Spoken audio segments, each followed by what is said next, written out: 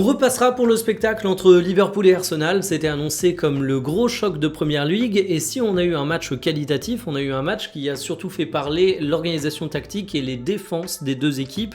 Ok, c'était du haut niveau, mais pour dire les choses très clairement, au cours de la première mi-temps, c'était simplement soporifique. Voici les compositions qui étaient alignées, et quelques absents de poids du côté d'Arsenal: Havertz, Jesus, Odegaard qui est rentré mais qui était quand même diminué, et puis Saliba qui était aligné pour le début du match mais qui est sorti au bout de quelques minutes seulement pour cause de blessure.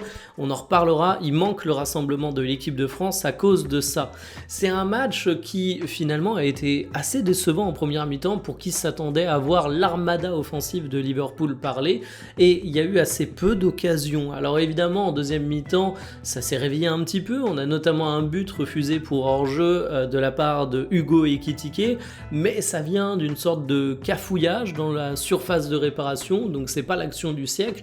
Et au final, il y a un homme qu'on va retenir de ce match, c'est Szoboszlai, qui était aligné en tant que latéral droit. Décidément, cet homme sait tout faire. Il sort une prestation très complète, mais surtout un magnifique coup franc qui permet à Liverpool de remporter 1-0.